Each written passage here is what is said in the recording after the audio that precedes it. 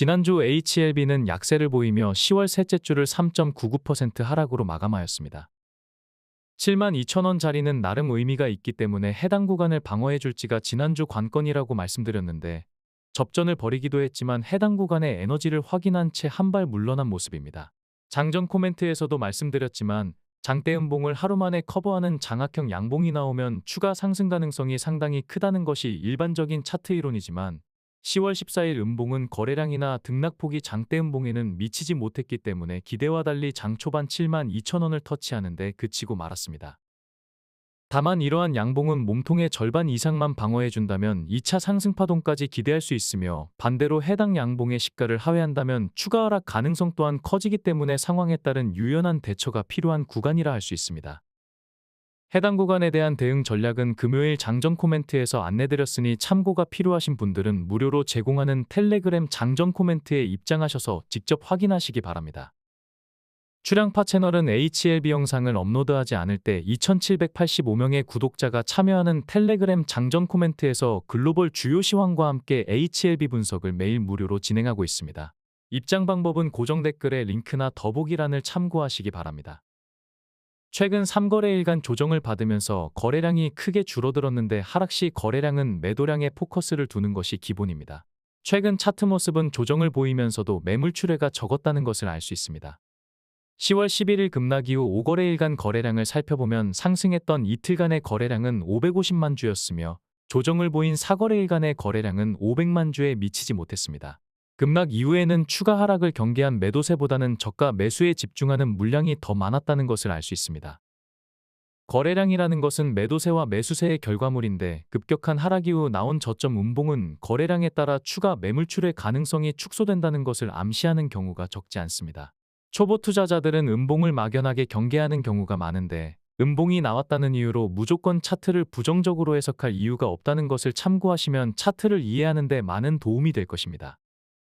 HLB그룹주의 동향을 비교해보면 HLB가 보합으로 마감하고 HLB생명과학이 1.09% 하락하며 약세를 보였지만 나머지 그룹주들은 일제히 반등세를 보였습니다. 특히 HLB이노베이션은 20.1% 상승하며 4거래일 연속 강세를 보였는데 며칠 전에 있었던 HLB이노베이션의 1,500억 원 규모 단기 차입 결정이 뒤늦게 주가에 영향을 끼친 것으로 보입니다. 해당 차입금은 미국 자회사인 HLB USA가 베리스모 인수를 위한 자금으로 활용될 예정이며 HLB이노베이션은 이번 자금 조달을 통해서 미국 시장 진출을 더욱 가속화할 계획이라고 밝혔습니다. 양대 시장 시총 1,000억 원 이상 제약바이오주의 등락률을 살펴보면 HLB이노베이션이 최상단에 위치한 것을 알 수 있는데 오랜만에 HLB 그룹주들이 시총 상위권에 이름을 올렸다는 것에서 희망을 엿볼 수 있을 것입니다. 이와 같은 모습은 연말로 갈수록 좀 더 많은 그룹주에서 확인하게 될 것으로 예상할 수 있겠습니다. HLB에 이어서 HLB생명과학까지 HLB이노베이션 담보 제공에 동원되자 HLB생명과학의 주가는 지난 금요일 유일하게 하락했습니다. HLB 또한 9월 말에 동일한 사유로 담보를 제공한 전례가 있었기 때문에 그룹주 반등세에 동참하지 못하고 보합으로 마감했다고 분석하는 것이 타당할 것입니다. 그룹주 전체에 긍정적인 시너지를 줄 수 있기 때문에 담보 제공 자체가 거시적으로 악재라고 할 수는 없지만 과거에도 그룹주 내에서 담보 제공으로 주가가 하락한 사례가 있었으며 일반적으로 담보 제공은 부정적인 요소가 있기 때문에 주가에 일부 부담스러운 요인이 되었다고 평가할 수 있을 것입니다. 주가는 1년 전후의 가치를 반영하는 것이 일반적입니다. 지난 방송과 장전 코멘트에서도 말씀드렸지만 중요한 사안이라 다시 한번 강조하자면 클래스2로 결정된 것이 특별한 악재가 될 수 없으며 주가에 부정적인 영향이 지속될 이유도 없다고 할 수 있습니다. 호재를 악재로 인식하고 악재를 호재로 인식하는 경우가 다반사인 주식판에서 악재가 아닌 것을 악재로 인식하는 것은 애교 수준이라고 할 수 있습니다. 임상대조군과 경쟁사를 압도하는 23.8개월이라는 경이적인 MOS 때문에 FDA로서는 최소한의 물리적 분석 시간이 적어도 6개월이 필요했을 것이며 비모 일정이 이달 말부터 다음 달 중순까지이기 때문에 2개월 안에 심사를 마무리해야 하는 클래스1으로 결정하는 것은 FDA의 업무 특성상 물리적으로 상당히 부담스러운 일정이라고 해석하는 것이 타당할 것입니다. 사측은 투자자들의 관심이 증폭되었던 신약 승인 일정이 결정된 이후에도 언론 보도자료 배포 외에는 해당 사안에 대해 전혀 공지하지 않았는데 이러한 이유로 악성 추측과 불필요한 노이즈 양산에 일조했다는 평가를 받기도 하였습니다. 만약 출향파가 앞서 언급한 대로 클래스2로 결정된 배경을 사측에서 제대로 공지했다면 주가 급락 사태를 방지했을 수도 있었을 것입니다. 신약 승인 일정보다는 담보 제공 이슈가 상대적으로 중요도가 많이 떨어지는 사안임에도 사측은 공식 블로그를 통해서 해당 사유와 합병 이후 자금 회수에 대해서 구체적으로 언급하였습니다. 투자 판단에 도움이 되는 의미 있는 공지이기에 환영할 만하지만 사측이 신약 승인 일정보다 담보 제공이 중요하다고 판단했는지는 의문이라고 할 수 있습니다. 만약 그렇게 판단했다면 심각한 오판이라고 할 수 있으며, 그렇게 판단한 것이 아니라면 신약 승인 일정이 확정된 이후 공지하지 않은 것은 직무태만이라고 할 수 있을 것입니다. 사안의 경중을 제대로 파악하고 사안에 따라 차별적인 대응과 소통이 필요할 것으로 판단됩니다. 참고로 담보 관련 공지에서는 삼각합병 절차가 완료되면 베리스몬은 HLB이노베이션의 100% 자회사가 되며 HLB이노베이션의 성과는 최대 주주인 HLB에 귀속될 것이라고 강조하였습니다. 이번 삼각합병이 마무리되면 HLB그룹의 HLB이노베이션에 대한 지배력은 34.59%로 늘어나며 최대 주주인 HLB는 18.16%를 보유하게 됩니다. HLB의 지분이 아주 크다고 할 수 없지만 HLB이노베이션에 대한 기대감이 HLB가 반등할 때 일정 부분 상승 동력으로 작용하게 될 것으로 판단됩니다. 차트상으로는 급락 이후 브레이크가 걸리며 반등을 모색하는 분위기이지만 지난 방송에서도 말씀드렸듯이 주요 매물대를 하회했기 때문에 거래량이 터지지 않는다면 반등 시마다 매물 출회로 접전이 불가피할 것으로 예상됩니다. 바꿔 말하면 아무리 매물대가 부담이 된다고 하더라도 거래량만 동반해준다면 문제가 되지 않는다고 할 수 있는데, HLB는 어느 날 갑자기 거래량이 증폭되며 단기에 주가를 급등시켰던 전례가 많았기 때문에 이러한 가능성을 염두하여 거래량이 증폭되는 시점에 집중해야 할 것입니다.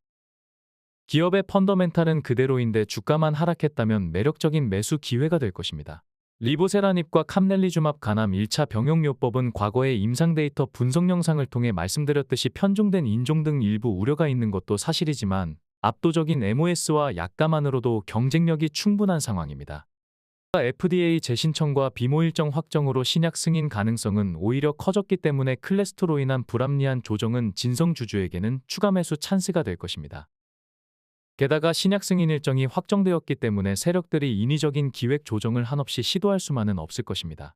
주가가 기대감을 선제적으로 반영한다는 것을 감안했을 때 11월을 얼마 남겨두지 않은 현재 위치는 지수가 호조를 보인다고 해도 HLB 투자에 따른 기회비용 상실 우려가 크지 않을 것입니다.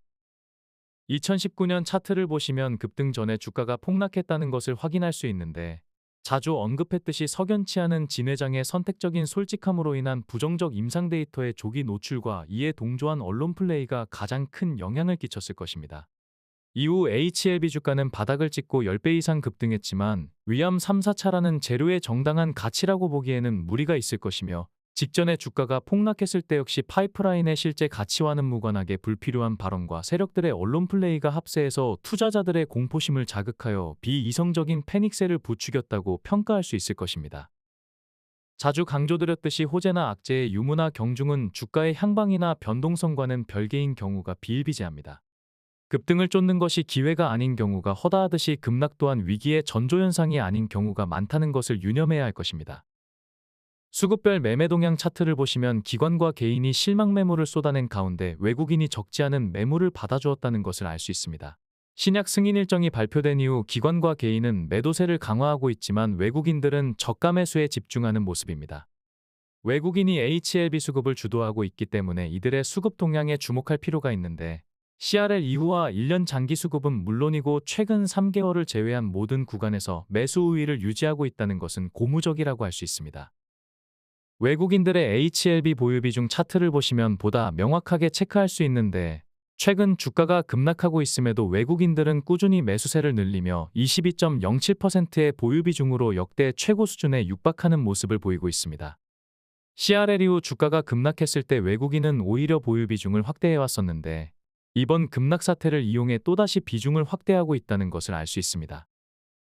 출향파 또한 CRL 직후 회원들에게 저점 공략을 제시하며 적지 않은 차익을 취했는데, 주식은 다양한 요소를 고려해야 하지만 매매 주체의 보유 비중과 수급 동향은 유의미한 힌트를 준다는 것에 주목할 필요가 있을 것입니다. 연기금은 조직력 대비 투자 성과가 크게 떨어지지만 상징성이 있기 때문에 주목할 필요가 있다고 말씀드렸는데, 클래스토로 결정된 이후 3거래일간 매물을 내놓았지만 이후 매수세로 전환했다가 최근 3거래일간은 거래 없이 관망세를 보이고 있습니다. 기관 수급을 주도해왔던 금융투자는 거시적으로 여전히 매수 우위를 유지하고 있지만 클래스토를 발표한 이후에는 지속적으로 매물을 내놓고 있습니다. 단기 대응을 할 때 금융투자의 동향이 힌트가 된다고 말씀드렸는데 최근 주가의 흐름은 금융투자의 수급과 연동했다고 할 수 있겠습니다. 지난 금요일 우리 증시는 미증시가 견조하게 마감하고 아시아 주요 증시 또한 일제히 상승했음에도 유일하게 하락하며 여전히 못난 모습을 보였습니다. 중동 불안에 더해 남북 긴장 고조까지 커진 영향도 있지만 엔비디아 관련 찌라시로 인해 하이닉스를 위시한 주요 반도체 종목들이 급락한 것이 영향을 끼쳤기 때문입니다. 출향파는 이러한 소문이 주가에 영향을 끼칠 수 있다는 판단으로 출향파의 주요 반도체 추천 종목인 하이닉스와 한미반도체를 시가의 절반 익절하였는데 하이닉스가 시가 대비 5.5% 하락하고 한미반도체가 시가 대비 8% 넘게 하락했기 때문에 적절한 대응이었다고 평가할 수 있을 것입니다. 참고로 장전 코멘트에서는 이와 관련하여 엔비디아와 연동하는 국내 반도체 관련주들이 영향받을 수 있다고 힌트를 드리기도 하였는데 평소 출향파 장전 코멘트를 자주 보셨다면 엔비디아와 하이닉스와 한미반도체로 이어지는 밸류체인을 어렵지 않게 파악하고 대응할 수 있었을 것입니다. 장전에 무료로 제공하는 출향파의 장전 코멘트를 통해서 HLB는 물론이고 다양한 시황 정보를 공유받을 수 있습니다. 지난 방송에서는 우리 증시가 전쟁 중인 러시아보다 못하다는 자조적인 푸념을 언급하며 글로벌 주요 지수와 우리 지수를 비교해드렸는데 여전히 이러한 분위기에서 헤어나지 못하는 모습입니다. 2024년 코스피는 2% 하락하고 코스닥은 무려 13%나 하락했는데 글로벌 최하위 수준이라고 할 수 있습니다. 코로나 이후 글로벌 주요 증시들이 앞다투어 증시 부양책을 내놓은 2021년 이후로 살펴보면 코스피가 미국의 집중적인 견제로 경제 위기를 겪고 있는 중국 상해 증시보다 못한 수준이며 코스닥은 미국과의 달러 패그제로 미국 금리 인상에 직격탄을 맞은 홍콩 증시 수준으로 전락했다는 것을 알 수 있습니다. 다만 우리 증시가 박스권에 머물러 있다고 하더라도 변곡점마다 대응한다면 충분히 수익을 볼 수 있습니다. 지금 보시는 차트는 HLB 그룹주 외에 2024년 출향파가 회원들에게 추천한 모든 종목의 수익률입니다. 2024년 코스피는 2% 하락하고 코스닥은 무려 13%나 하락하며 지수의 도움을 전혀 받지 못했음에도 출향파 추천 종목의 수익률이 지수 대비 압도적으로 높다는 것을 알 수 있습니다. 세부적으로 살펴보면 마감 종목 수익률의 합계는 3,404%로 해당 차트를 공개한 지난주보다 320%나 급증했다는 것을 알 수 있습니다. 현재 보유 중인 종목의 수익률 합계는 568%이기 때문에 2024년 합산 수익률은 3,972%로 손실률을 크게 압도하고 있습니다. 지난주 국내 양대 지수가 하락했음에도 역시나 출향파 추천 종목의 합산 수익률은 오히려 늘어났다는 것을 알 수 있습니다. 지금 보시는 HLB 단기 대응 수익률은 물론이고 시간 관계상 공개하지 못한 HLB제약과 HLB생명과학도 HLB와 비슷한 단기 대응 투자 성과를 보였기 때문에 해당 수익률까지 모두 합산한다면 차트에 표기된 수익률을 크게 상회한다는 것을 알 수 있습니다. 참고로 단기 대응 물량이 주가에 부정적일 것이라고 오해하는 초보 투자자들이 많은데 주가는 거래량이 줄며 침체되는 것이 최악의 상황입니다. 특히 반등 시에는 거래량이 늘면서 활력을 찾는 것이 중요하기 때문에 단기 대응 물량은 거래량 증가에 적지 않은 도움이 됩니다. 변곡점마다 효율적으로 대응한다면 장기 물량을 엑시트하기 전에 단기 대응을 병행하면서 위기를 기회로 삼을 수 있을 것입니다. 지금은 여건상 참여하지 못하시더라도 HLB를 엑시트한 이후에도 안정적으로 수익을 올리고 싶다면 정직하고 투명하게 추천 종목과 추천 성과를 공개하는 출향파 멤버십은 나쁘지 않은 대안이 될 것입니다. 우리 시장이 끝나고 열린 미증시는 S&P 500과 다우지수가 또다시 역사적 신고가를 경신하였으며 나스닥은 역사적 신고가에 불과 0.85%만 남겨둔 상황입니다. 출향파는 미국 종목 투자를 병행하면서 적지 않은 투자 성과를 올리고 있는데 미국 종목은 장전 코멘트를 통해서 적지 않은 힌트와 투자 아이디어를 공유받을 수 있습니다. 코스피는 제약바이오 섹터가 또다시 강세를 보였으며 코스닥은 시총 상위권 종목들이 초토화되면서 제약바이오 섹터 또한 일부 영향을 받았지만 섹터 등락률 중상위권에 머물며 나름 견조하게 마감한 모습입니다. 10월 16일 기준 공매도 잔고는 324만 주를 기록하였습니다. 지난 방송에서는 주가가 급락했던 10월 11일 공매도 대응 내역이 주목된다고 말씀드렸는데 차트를 보시면 주가가 급락했음에도 공매도 잔고는 326만 주로 직전 거래일과 변화가 없다는 것을 알 수 있습니다. 공매도 잔고를 통해 추론하자면 10월 11일 급락은 상방 세력들의 인위적인 조정이었다는 것을 추정할 수 있을 것입니다. 장전 코멘트에서도 말씀드렸지만 상방 세력들이 굳이 주요 매물대를 하회해서 어려운 길을 택한 것은 대상승 파동을 만들기 이전의 저점에서 최대한 많은 매물을 흡수하려는 목적이 숨어 있는 것으로 추정됩니다.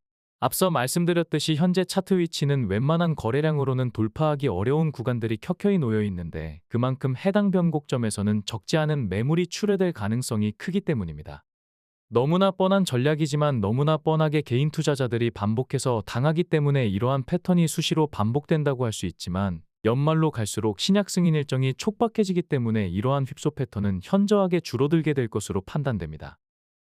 지난주 HLB를 총평하자면 급락 이후 브레이크가 걸리며 주가의 향방을 새롭게 모색하는 분위기라고 할 수 있습니다. 조기 반등이 나올지 아니면 추가 조정이 나올지 단정할 수는 없지만 추가 대응 여력이 있는 분들은 앞서 말씀드렸듯이 장전 코멘트에서 가장 기본적이지만 가장 효율적인 대응 전략에 대해 힌트를 얻기 바라겠습니다. 이슈 대비 과대낙폭은 언제나 매력적인 매수 찬스라는 것을 다시 한번 유념하시면 좋을 것입니다.